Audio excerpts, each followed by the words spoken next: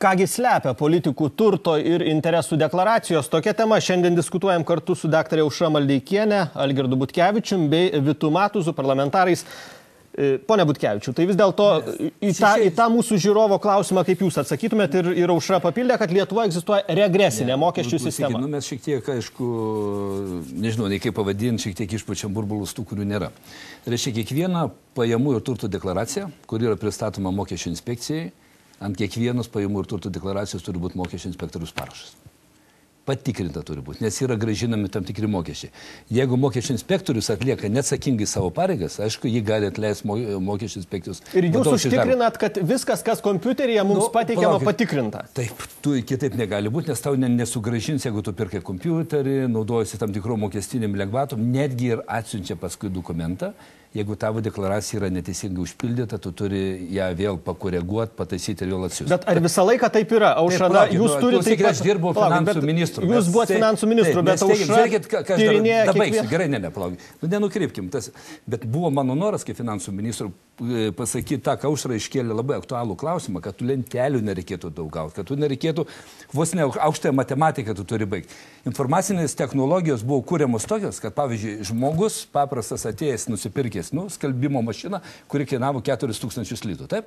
Jisai ateina, pasako, įveda tam tikrą informaciją ir automatiškai ta programa jam turi padėti, reiškia, kad nereikėtų pildyti paklausimų. Aišku, iki galo matytas nebuvo padaryta. Ir kitas dalykas, Seimo nariam, kai kurie nesupranta, kas yra pajamų ir turto deklaravimas, bando vos netokio primityvų senų atveju, kad reikia tokį įstatymų pataisą priimti, kad žmogus ranką užpildytų. Nenoriu sakyti, Rimantas Dagys, ypač iš jų ten, frakcijos, kiek atsimenu, tu nereikia. Toliau dėl turto, kur iškėlė tikrai klausimą, dėl ko akcijos arba vertybiniai popieriai. Ten daug pajamų už nuomą, vertybiniai, sako, buvo taip, daugelį šalių, reiškia, kapitalo prieaugis, tai yra arba akcijas parduoti ir gauni, tas prieaugis yra apmokestinamas. Lietuvoje neapmokestinama.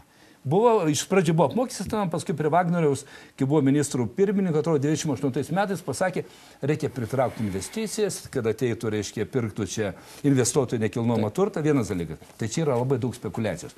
Dėl gyvenamųjų namų ir būtų buvo 3 metai, kad turi būti išlaikyta, jeigu būtų neapmokestinama, dabar 5 metai. Daugelį šalių tas yra. Žiūrėkit, Algirdai, jūs pasakėte tezę, kad mokesčių inspekcija turi tikrinti ir jeigu kažkas nesueina, tai visuomeniai tų dalykų neturėtų skelbti, o matyt žmogus pataisyti. Aušra, jūs turit pavyzdį, kai žmogus virš 80 000 uždirbo, o sumokėjo porą tūkstančių mokesčių ir tai rodo, kad kažkas netikslaus yra pateikiamas. Suprantate, toks ponas Zolubas Remigijus, šiaip pažįstu, atsitiktinai vienam name gyvenom, labai mielas žmogus. Ką jis deklaruoja mums? Jis dabar ėjo konservatorių sąrašai, Vilniaus savivaldybė nepraėjo. Bet nesvarbu, ką jis rašo? Jis rašo, kad pajamų gavo 87 000, o mokesčių sumokėjo 2000. Įsivaizduoju, gal verslo liudimas? Ne. Skaitom toliau. Tai yra Dailės akademijos docentas, 2 UABų direktorius, 1 VŠI direktorius. Reiškia, moka minimum 15% gyventojų. Žodžiu, iš tikrųjų, elementariai žmogus, tarp kitko labai protingas žmogus, aš įsitiknai pažįstu, labai mielas ir protingas žmogus. Tai arba tai yra nesąmonė. Ir ten yra įdomu, kad ten parašyta, kad jeigu radot klaidas, tai skambinkit. Aš skambinau, bet nieks nekelia ragelio. Visai neskambinau, norėjau paklausti, ar patikslino pono Zolubą savo deklaraciją. Suprantat, iš tikrųjų, ką tai rodo? Tai iš tiesų pasakoja ir apie partijos moralinį veidą. Partija siunčia į rinkimus žmonės, kurie nesugeba popierių uždegti. Aš suprantu, kaip ponas Valinskas su Hebrute eina. Tai ten iš karto identifikuoji. Turbūt nepažįsta skaičių. Bet kada man sako, kad partija yra, jau sisteminė, nežinau, ką tas reiškia, politologiškai, bet tarkime. Sisteminė. Nesvarbu, man, suprantate, nežinau. Žiūrėkit, bet tas kandidato pavyzdys rodo, kad jie nėra tikrinami. Jūs pasirodys, kad čia yra viskas teisingai. Gerai. Šitaip negali. 2000, jūs manot, kad teisingai gali žmogus 80 000 uždirbęs 2000 sumokėti docento darbą. Jeigu jis docento algos negavo, pardavė savo butą po 3 metų ir mokesčiai nemokame. Tai kas čia keista? Nieko keista nėra pas jį nurodyta buto pardavimas. Tai nėra tos eilutės eilutės, kuri būtų į tą Ar vietą. jūs matėte pilną Mačiau. deklaraciją? Ten yra Aš kitur parašytos matau eilutės pagal... spekuliatyvinius Ten dalykus. yra Čia yra specialiai, žiūrėkit, Paaiškinkit, nes čia svarbu. Yra langelių numeriai, kur variantas turto yra. pardavimo nebuvo. Dar vienas variantas yra. Tai čia kitas. Žiūrėkit, dabar aš nuo 90... Bet ar tai nerodo, kad niekas netikrina tų deklaracijų? Pildau tas visas deklaracijas ir Algi, jūs irgi tikriausiai panašiai. Tai gal Nuo pat pradžių. dar seniau pradėt. Tai kiek kartų keitėsi? Ir žiūrėkit, mes politikai matyti atsiduriam kartais tų, kurie mums paduoda šitos projektus įkaitais. Aš kartais, žinokit, pradedu galvoti apie O kas tai. paduoda? O tai, kas pas mus, esam nekartą sakę, valstybė valdo, bent jau iki šiol tai būdavo valdininkai, kurie irgi naudodamisi tuo, kad galbūt ir politikams tas naudinga, jie tokiu būdu paslėpia savo visus dalykus. Kadangi tu matydamas 4 stulpelius nieko supras negali, gal reikia tik tais ponios Maldikienės gebėjimų, kad suprast iš tų 4 Ten skaitmenų. parašytas skyriai, kurios pajamų... Bet iš turto jūs ten nieko nesuprasite. Jeigu galima Gebėjimą. pratęsiant dar vieną mintį, sako, kad galėtų tikrinti opoziciją. Opozicija net kitas iki nežino, ar jis Ir turi dabar, automobilį. ir dabar tikrina, nes neturi? opozicijos yra atstovas komisijos pirmininkas. Mes Ne, tai deklaruojame savo interesus. Bet yra, kur aš noriu pasakyti, Salamakino komisijai. spekuliatyviniai dalykai, kur yra. Yra blogiausia tai, kad pavyzdžiui, ypač kada augo nekilnojamo turto rinka, tiesiog buvo galima aiškiai pastebėti ir tuo metu, nors aš ir buvau vyriausybės narys, siūlė užkirsti kelią Jungtinės Amerikos valstijų variantą taikant. Reiškia, žemė deklaruoja, kad kainuoja, daleiskim, ten 100 000, o rinkos kaina 1 milijonas. Ir nuo to 100 000 moka mokesčius. Jungtinėse Amerikos valstijoje, neatsimenu, kurio valstijų, žinot, kaip padarė įstatymų, kaip pamatė, kad spekulacija nekilnojamo turto yra didžiulė, nes čia yra didžiulių pinigų plovimas.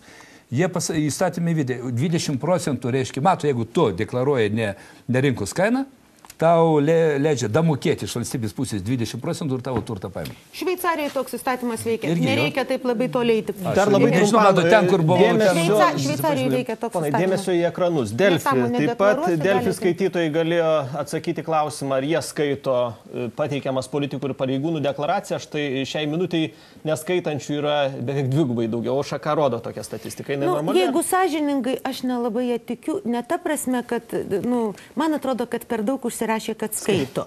Ta prasme, čia aišku yra nereprezentatyvi apklausa ir labiau tie žmonės, kuriems šiaip įdomu eina. Aš manau, kad labai maža dalis visuomenės skaito. Bet jeigu ir norėtų paskaityti, tai ten susigaudyti. Ten susigaudyti labai didelio proto nereikia ir manau, kad bet kuris buhalteris ten susigaudytų. Ten reikia didelio proto taip priiminėti statymus, kad po to būtų galima neatsakinėti klausimus. Pavyzdžiui, atkreipkite dėmesį, ką tik ponas Butkevičius buvo klausimas. Ar tiesa, kad Lietuva yra regresinė mokesčių sistema?